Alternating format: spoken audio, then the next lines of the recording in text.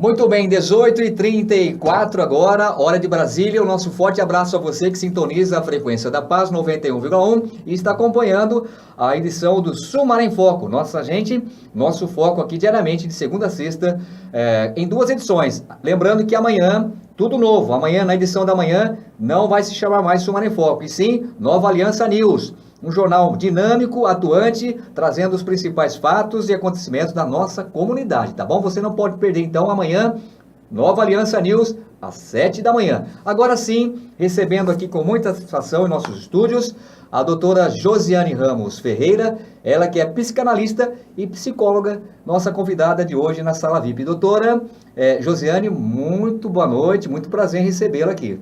Muito obrigada, o prazer é todo meu.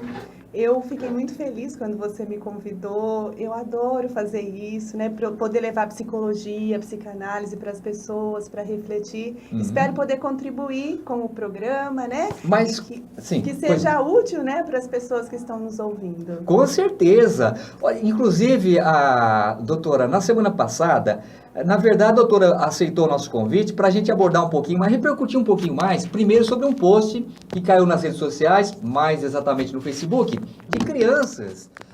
Criança, gente, 2, 3 aninhos, 4, 5 aninhos no máximo, e que deu, doutora, não sei se a senhora teve a oportunidade de acompanhar, e acabou repercutindo, criando uma certa polêmica. Enfim, a criança está preparada? Será que a personalidade dela ainda, ela está entendendo o que está acontecendo com ela ou não? Isso é prejudicial para a criança, para o desenvolvimento dela, não é? E nós, doutora, saímos com a reportagem As Ruas da Cidade para ouvir o papai e a mamãe. Na semana passada, bacana. agora, pena que não dá tempo, né, produção? Mas enfim, nós ouvimos os pais. Aí você acha que você acha, tipo assim, doutora, o que você acha do seu filho usar uma farda da Polícia Militar? E deixamos ele falar. Houve divergência, as opiniões divergiram. Alguns, né, acham que é prejudicial, porque a criança ainda não está preparada, não entende o que está acontecendo com ela, né? Enfim, doutora, na opinião da senhora, como psicóloga, é prejudicial para a criança de alguma forma? Tá, eu acompanhei A senhora viu? todo esse processo e vi que a Polícia Militar postou e depois, mediante tantas repercussões, até tirou a imagem da criança, né, com a farda, e acompanhei também, do mesmo jeito que você fez a pesquisa, eu acompanhei também que, de uma forma geral, é dividida a opinião mesmo. Tem gente que acha que prejudica, tem gente que acha que não.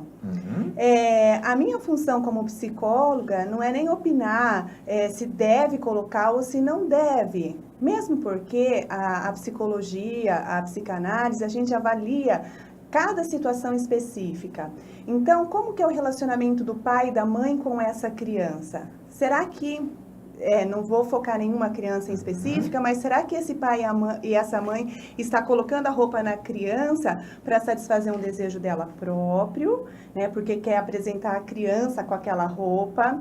Será que quando ela foi fazer isso, a criança mostrou algum tipo de rejeição àquela roupa e a mãe insistiu e fez ela colocar abruptamente? Ou será que a criança falou, mãe, que legal, é a roupa igual do papai, eu quero pôr também? São exemplos que eu estou dando de como é a relação, de como aconteceu esse episódio quando essa criança foi fotografada.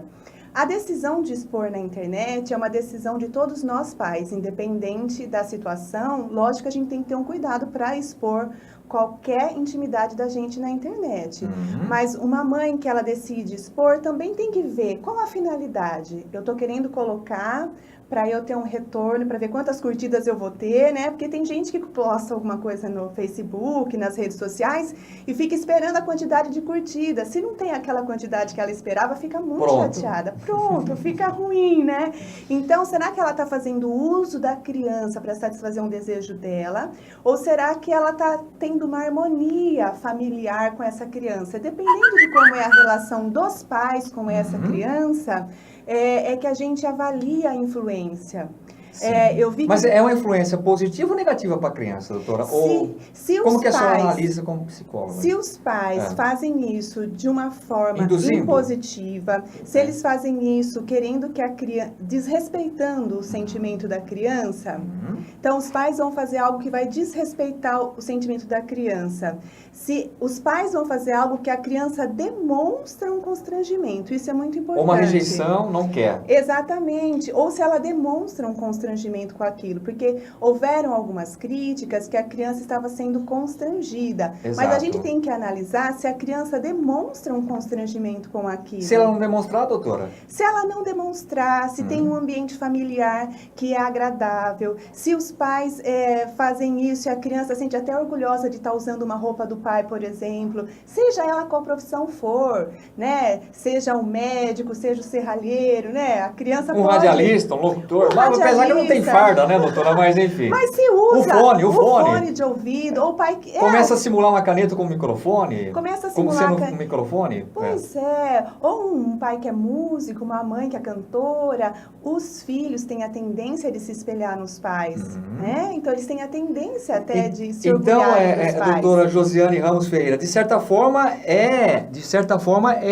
salutar isso, é benéfico para a criança. Então, na verdade, a gente tem que avaliar cada caso. Aí tem que avaliar caso a caso. Se a pessoa impôs, a criança está constrangida, ela está se sentindo rejeitada e a mãe força, aí sim ela está prejudicando a criança dela. Então, cada caso é um caso. Por isso que eu acredito que a gente tem opiniões divergentes. Sem dúvida, as opiniões se dividiram. Porque cada um se baseia na sua história, naquilo que ele vê do mundo, daquilo que ele acredita no mundo e dá uma opinião. Mas cada caso da criança que está passando por aquilo, a gente tem que avaliar particularmente. Muito bem, Sumar em Foco, hoje na sala VIP, conversando aqui com a doutora Josiane Ramos Ferreira, ela que é psicanalista e psicóloga, batendo um papinho, repercutindo, né? Avaliando de forma dentro da psicologia esse fato que teve uma grande repercussão nas redes sociais. Giovanni, alguma pergunta à doutora Josiane? Boa noite. A senhora percebeu por que eu chamo ele de trovão, né? Agora eu percebi. Eu não deixo ele falar muito, senão eu perco aqui a profissão, o espaço. Olha lá, doutora. Vai lá, é brincadeirinha. Vai lá. Sim. Puxa.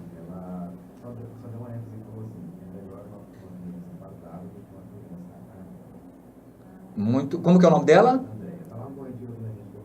Andréia, doutora. Bom Retiro, aqui, periferia da cidade. Andréia, né?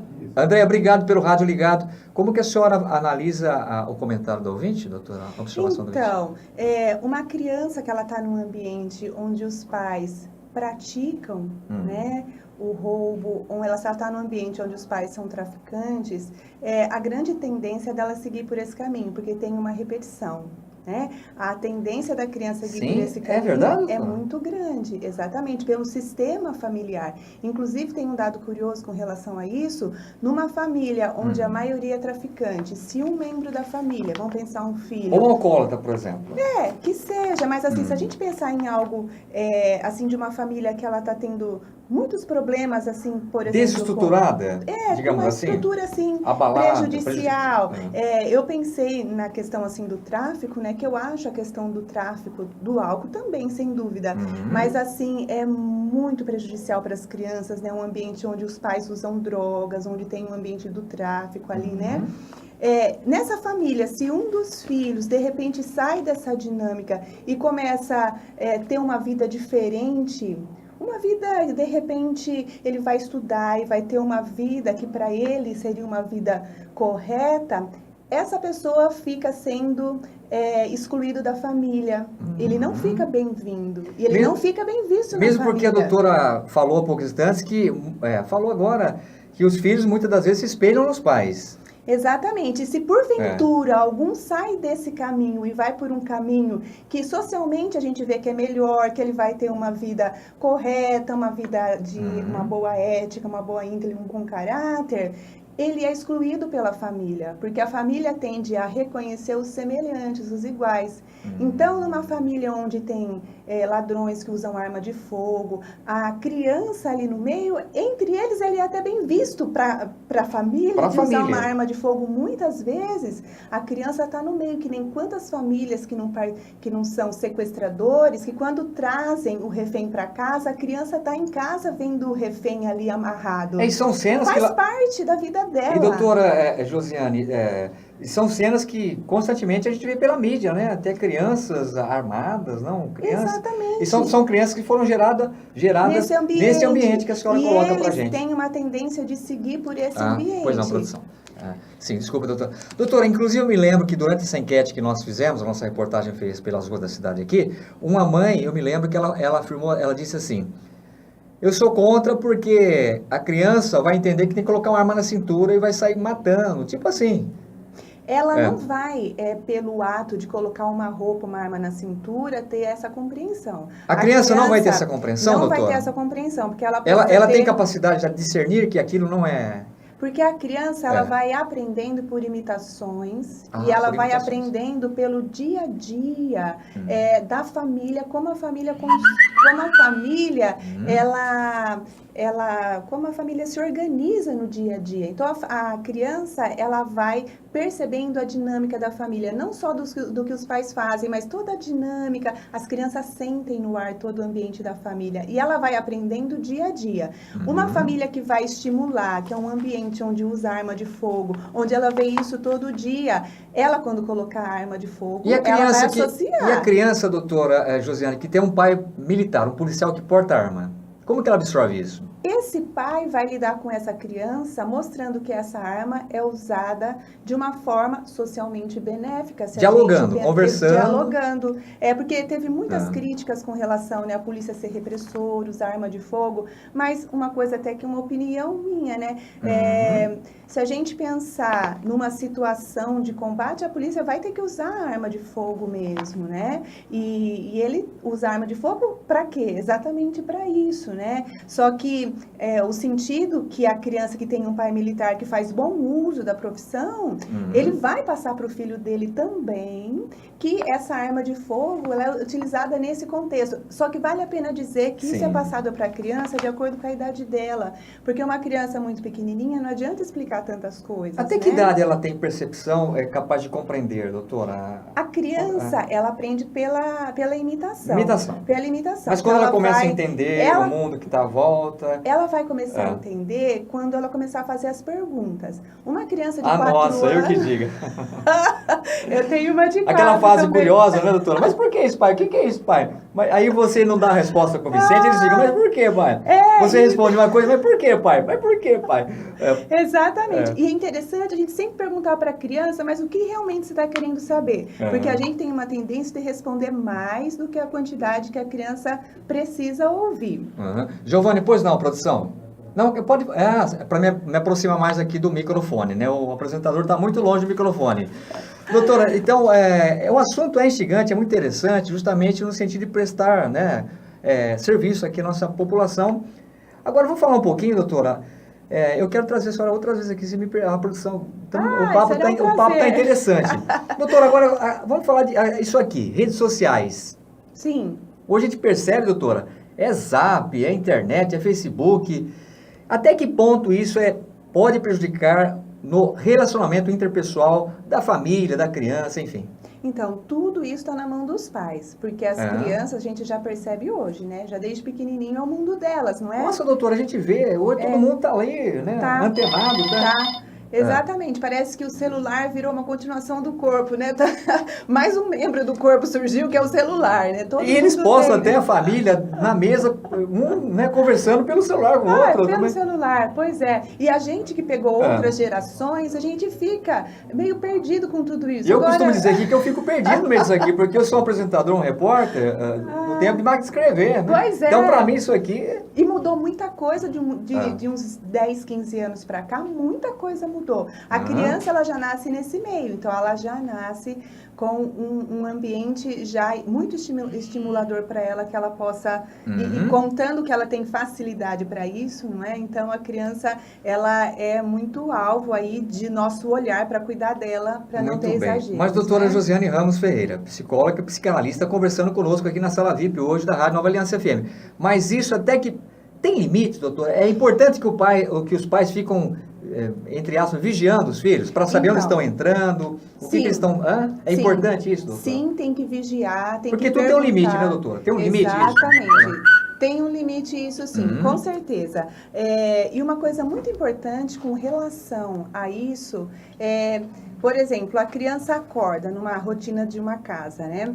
Aí a criança, de repente, nem quer ir para o celular, nem quer ir para o computador, mas os pais, por terem alguma coisa para fazer, falam para a criança, fica aí assistindo um desenho no computador, no celular, porque a mamãe tem que fazer tal coisa. Os pais acabam por proporcionar que a criança vá pro computador, pro celular, que às vezes ela não está com vontade de ir. Então, quando a criança vai pro computador, pro celular, a gente tem que ver a motivação é dela ou a gente está querendo que ela vá, porque muitos pais fazem isso, para dar sossego. Isso que a senhora chegou onde eu queria. Doutora, parece que a tecnologia hoje virou, entre aspas, babá dos filhos. Pois é. Televisão, exatamente. computador, então nem se fala, redes sociais, né? Então, e agora a tendência é da TV ser interativa. A TV ser aquela TV que todos interagem, que a criança fica lá, pode achar o canal, vai conversar, vai ser assim daqui para frente, né? Então, nós como pais, vigiar muito isso e cuidar muito, porque a nossa vida também está corrida e está mergulhada nisso. Nossa. Nós não podemos deixar com que as crianças fiquem tanto tempo e nem falar para eles irem seja lá qual meio eletrônico for, por conta da gente ter tempo de fazer as nossas coisas, né? A gente precisa interagir com os filhos, a gente precisa ensinar para eles as coisas boas, né? Esses dias o meu pequenininho de 2 anos, meu marido ensinou para ele que viu o nome dele escrito. Onde? Na bunda do mosquito. Ele se encantou com isso. E agora ele vem, mamãe, vi seu nome escrito. Aí a gente, onde? Doutora, na bunda do mosquito. Pois é. E ele morre de rir, ele vem, ele fala de novo. E criança tem isso, né? Fala de novo. Repete. De novo. Que delícia que é isso. E a gente que ensina coisas da nossa infância para eles, porque eles gostam disso. O meio eletrônico não é o único meio da criança se distrair. A gente tem que lembrar daquilo que foi na nossa infância e trazer as brincadeiras, trazer a amarelinha, trazer o pular-corda, trazer a bicicleta. A gente precisa introduzir isso e depende da gente. Nós não podemos colocar, como você muito bem disse, o meio eletrônico como babá das crianças. Muita gente não se importa que eles ficam no tablet, não se importa que fica no celular, no computador, na TV, porque dá um descanso. Só que isso é muito prejudicial depois, porque inibe a criatividade, porque a criança aprende interagindo com os objetos, mexendo. Tanto que os brinquedos são assim, os brinquedos pedagógicos, eles vão colocando o quadradinho no buraquinho do quadradinho. Mas aí é uma coisa mais lúdica, né, doutora? Mas o lúdico, para estimular a criatividade, que ele vai interagir. E a internet não tem isso de lúdico? Ele tem através do mouse, os joguinhos, né? Não, os joguinhos. Pois exatamente, mas ele não tem Mas o problema é que muita garotada não está entrando lá, né, doutora? Não, e outra coisa também, na internet tem a criatividade colocada pelo jogo. Na brincadeira, é claro que você tem um espaço para criar também, mas na brincadeira é muito mais amplo. Você pode, além de criar, se relacionar com outras crianças, que aí entra a parte do relacionamento. O relacionamento pelo computador, ele é um relacionamento que ele pode ser usado, porque é isso que a gente vive hoje, e as pessoas interagem também. Mas o pessoal não pode cair no esquecimento, porque o calor humano, esse contato, o abraço, o poder sentir o que é estar perto de uma outra pessoa, é do relacionamento pessoal. E a criança sente muito isso na brincadeira, do pega-pega, do esconde-esconde, do sentar junto, do se abraçar. Eles brincam, né? E isso é bonito. Então, a gente tem que dar espaço para eles realizarem isso, para desenvolver a criatividade, para desenvolver todos os aspectos cognitivos, para desenvolver o relacionamento afetivo. E isso a internet não oferece muito, O relacionamento afetivo, virtual, por exemplo, a pessoa... Não tem como, né, doutora? Afetivo, abraçar, então, não tem como. Não tem como. E outra, né? Pela internet, você de um jeito. Pessoalmente, você é de um outro jeito. Na internet, a gente se porta de uma certa forma. Pessoalmente, é de uma outra forma. Quem faz isso de forma igual, pessoalmente, pela internet, está valendo. Doutora, mas muitos fazem diferente. Aliás, muitos encontros, né, virtuais têm terminado em tragédias, não, doutora? Daí Muito. o perigo, né, dos pais estarem policiando seus filhos. E a né? pedofilia. Pedofilia. Meu Deus, né? do céu. Tem Garotas, meninas, jovens que saem ao encontro, né, marcam o encontro via Facebook ou via internet e não volta mais, infelizmente. Na realidade, daí a importância, não, doutora, dos pais ficarem atentos realmente, não, doutora? Exatamente. A minha menininha de 4 anos, ela pega para assistir desenho, daqui a pouco eu falo, você tá vendo coisa de criança, tá vendo coisa de adulto? Mãe, é de criança. Daí ela me mostra, fala, olha mãe, é de criança. Outro dia ela entrou lá num desenho do Homem-Aranha que era de adulto, falei, Ana, é de adulto esse. E daí ela falou, mãe, tá bom, eu vou mudar. Por enquanto nós estamos conseguindo controlar. Não vou dizer que é fácil, especialmente que chega uma hora que isso alimenta demais. Adolescência, principalmente, onde a Se mente... torna um vício, doutora? Na verdade, no linguajar popular, é um vício? Pode se tornar, tanto que tem tratamento, né, para dependentes. Mas se torna uma doença, doutora? Se torna uma doença. Hoje, na psicologia, já tem tratamento para dependentes, seja de qualquer meio virtual. Meio virtual. Tem até situações de adolescentes, parece brincadeira, mas pode pesquisar, que morreram por ficarem tão dependentes, jogando um com o outro, entraram em inanição e morreram. Doutora, mas como diagnosticar? Como saber se a pessoa está viciada e está prejudicando ela? Ela não percebe isso, às vezes? Geralmente é a família, né? A família que percebe? Nota, exatamente. Como constatar isso, doutora? Como dependente químico, geralmente é a família que percebe. O dependente químico não chega, geralmente, por si só. Só se já for adulto, tiver uma certa maturidade, chega. Mas, assim, o adolescente, que é onde tem maior índice de dependência, os pais que vão observar isso. Porque, para eles, está tudo certo. Como, doutora? Como? Pela quantidade de tempo que fica, porque daí eles ficam muito tempo e não fazem outra coisa. E como a gente pode considerar muito tempo, doutora? Tem um tempo ideal para ficar ali na internet? Não tem um tempo ideal, mas tem o comportamento dele de abstinência se ele não está. Por exemplo, se ele não está no computador, ele entra em abstinência, fica inquieto, fica rodando para lá e para cá, não tem ideia de fazer uma outra coisa. E ele só vai sossegar quando voltar lá? Se acalma, porque é uma droga. Se acalma. Veja aquele dia que a gente ficou meio dia sem WhatsApp, lembra? Nossa, tinha gente que parecia que ia morrer, doutora. Foi uma experiência incrível aquilo, né? E os posts engraçados, né? Cômicos.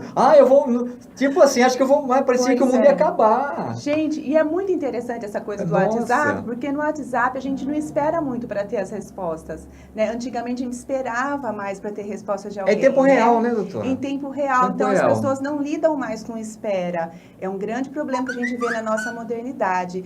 O pessoal não consegue mais lidar com o tempo da espera e nem com o tempo de ficar sozinho. Está toda hora se relacionando através dos meios virtuais, especialmente. Então, uma pessoa fica sem o celular, ela fica em abstinência. E aí que a gente vê, fica muito com sintomas, né, de inquietação. De fica isoladinho ali? Ele começa a ficar isoladinho? Não consegue interagir, fica isolado. E se está no meio das pessoas, acaba ficando mais quieto, até fica, mas fica também mais quieto. E daí a família percebe isso, geralmente os adultos que percebem, porque para o adolescente está tudo certo, ele acha... quer dizer que ele mesmo não percebe que ele está sendo... Não, às vezes sim, quando ele se sente muito...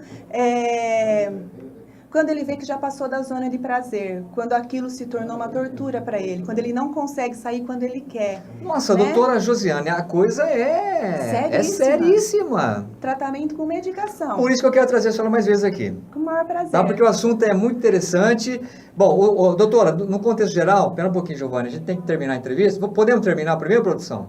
Já encerrar com a doutora? Infelizmente, vem chegando a Voz do Brasil e tem esporte para entrar, doutora. Tá bom. Mas olha, no contexto geral, doutora, a respeito da farda, cada caso é um Cada caso é um caso. Depende como a família se relaciona com isso, depende se essa exposição a criança está se sentindo constrangida. Tá. E a questão das redes sociais, os pais precisam ficar atentos e ter um limite, cada família vai reconhecer o seu limite e não colocar a criança para que ela dê sossego, para que os pais possam fazer as coisas deles. Tem que despender energia, tempo, amor e carinho e se relacionar com seus filhos. Muito bem. Os agradecimentos da Rádio Nova Aliança FM, a 91,1 91,1 a frequência da paz, a doutora Josiane Ramos Ferreira, que é psicanalista e psicóloga, que conversou com a gente aqui na sala VIP de hoje. Doutora, muito obrigado pela gentileza. Olha, o canal, a produção vai entrar em contato com a senhora. Obrigada. E a gente vai arrumar uma pauta. Vamos pegar essa linha aí, porque é prestação de serviço. Hoje tem que ficar atento com o negócio de rede social. Doutora, fique à vontade para as considerações finais. Muito obrigado. Só quero agradecer a oportunidade, é um prazer enorme e estou à disposição. A doutora é de Americana. Americana,